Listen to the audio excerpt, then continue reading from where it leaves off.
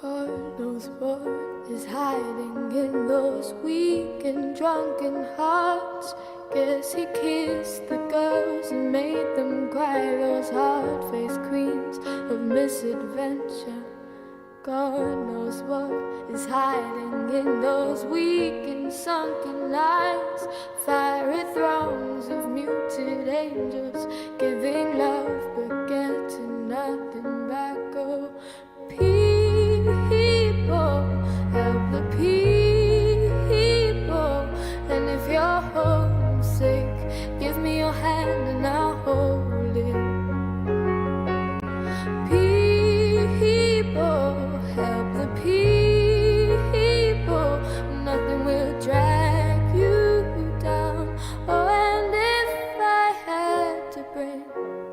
Hello, my name is Annalise. And my name's Brittany. And today we're going to be talking about what we've learned over the past few weeks in Miss Joseph's room about water in the global world. Our inquiry question is, how does water impact our lives globally? Some of the programs we have used are Wix, Glogster, Miss Joseph's blog, and many different websites. These websites help us present our work in many different ways and the disadvantages in general. Our inquiry topic for the whole unit was water, and in Miss Joseph's room we were lucky enough to have the opportunity to do water in the global world. And some of the things we investigated is that not many countries actually have access to clean water, and that actually does impact their lives a lot, and they really, in the end, they really need this water, because without it They could die. they will die eventually, but They will. they actually need this water. So these are just some of the countries who have fewer than 40% of the people in their country have access to safe, clean, sanitised and purified water. Mali, Niger, Burkina Faso, Zaire, Zambia, Angola, Laos, Ethiopia, Chad, Papua New Guinea, Togo,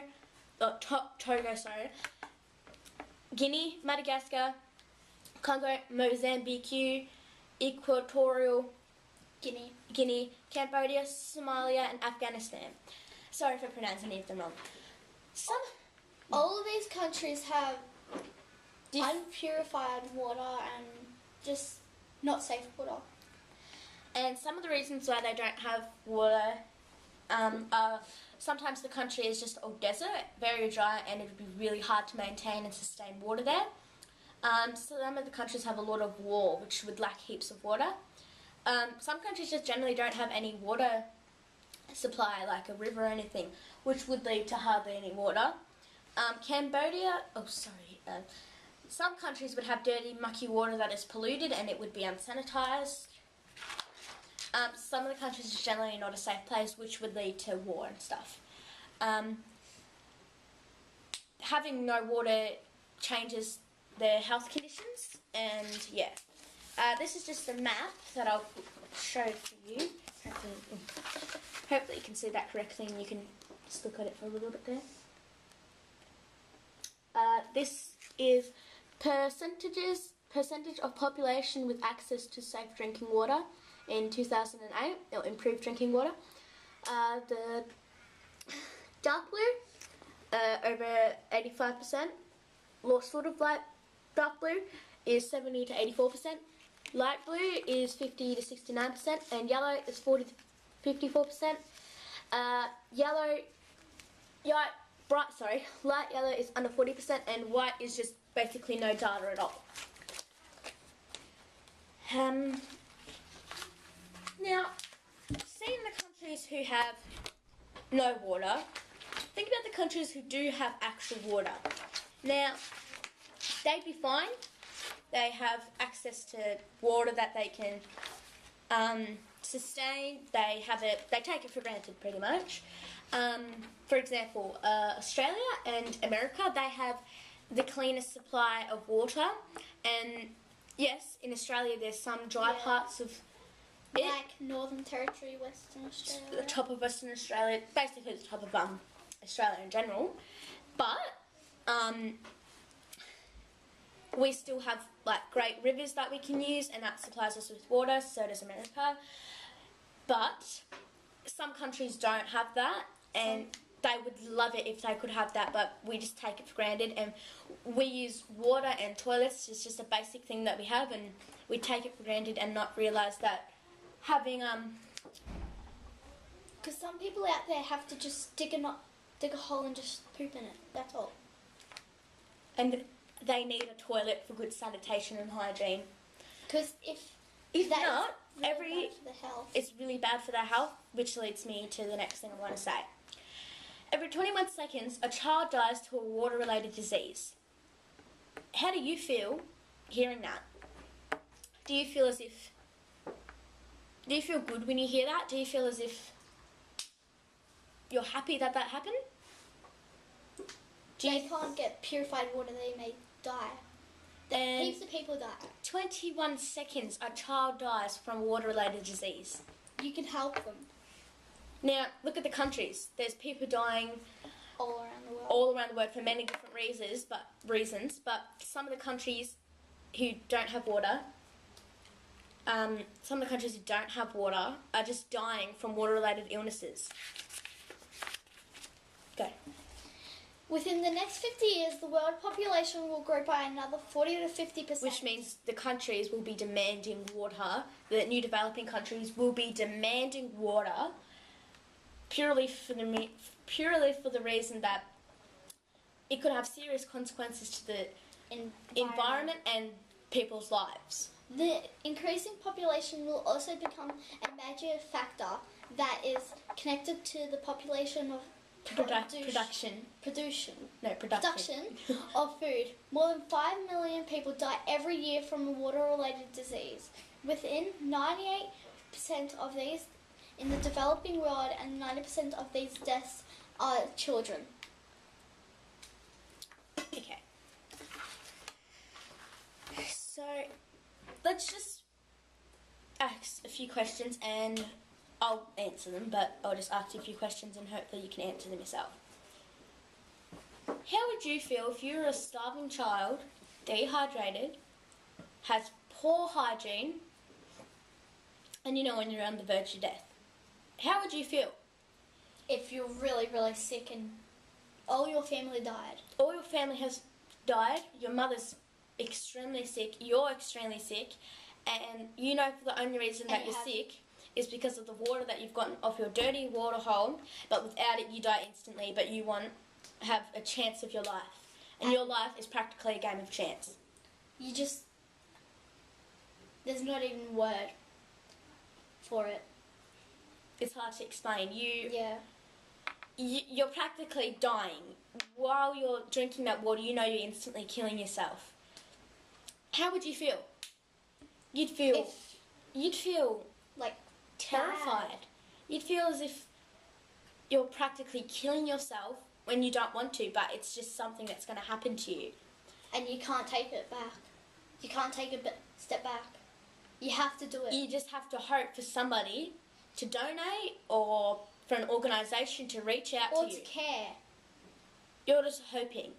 Now, we've been contacted by Jocelyn. Miss Jocelyn, who is somebody who has a school that's running.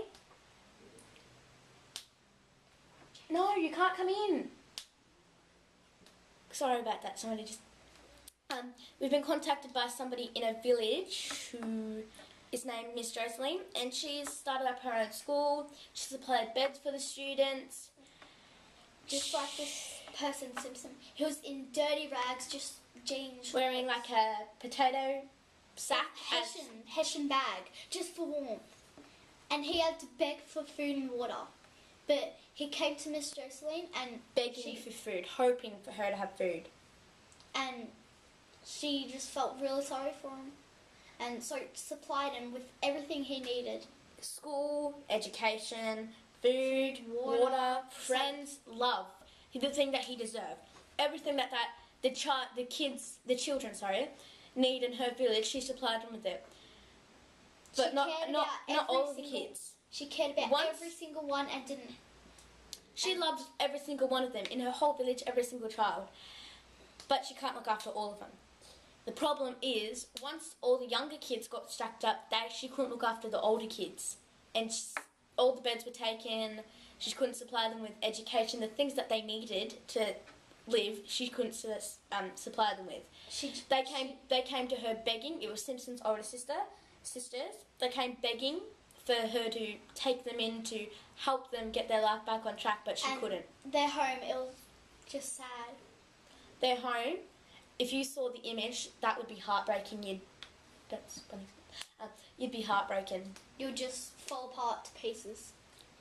And to know somebody was living in those conditions was just undescribable. Sad. Just sad.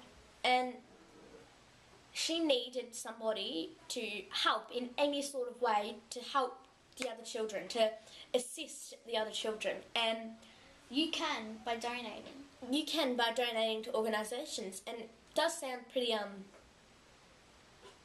silly that we're asking you to, but if you have seen and heard and spoken to the families that needed this, you'd understand how much your input could make a huge difference. Just $10, $20 can supply one child, $100 can supply like 3 children in the village, and $250 can supply a whole family of 6 or something. Yeah.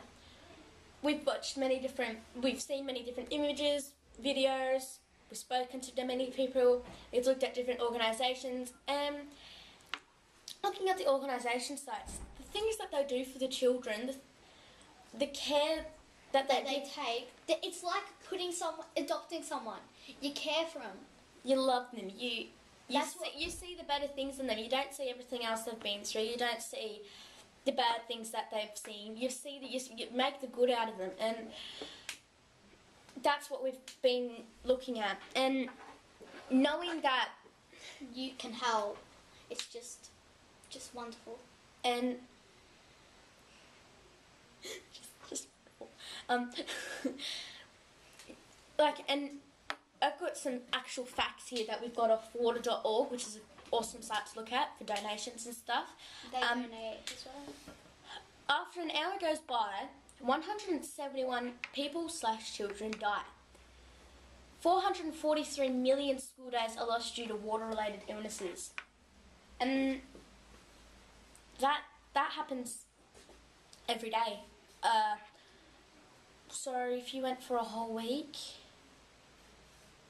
about 900 people die a week in there. Just roughly, around 957 people die a week. That happens all the time. And the children under 5... in those countries I listed before. Children under 5, they die from water-related illnesses. Half the hospital beds in the world are occupied by patients suffering from diseases associated with lack of access to safe drinking water, inadequate sanitation and poor hygiene. Water changes everything. Water can benefit someone's life. Water is essential to the survival of mankind. Without it, you're nothing. You can do something about it. Like these children, they don't have water, and we need water. They have nothing. They don't.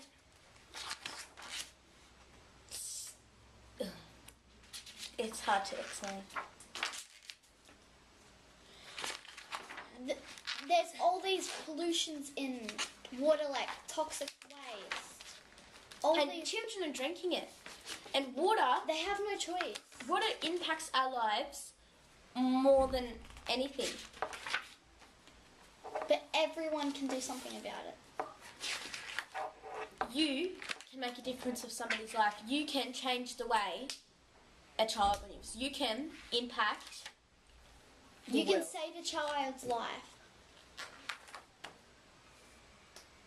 You can change the way the world is living. Go to.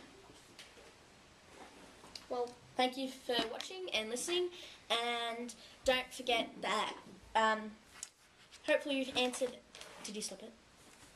Hopefully we've answered our inquiry question. Hopefully you realise that what we're talking about is something that you should act on. And if I had a brain, I'd be cold as a stone and rich as a fool. never turned all those good hearts away.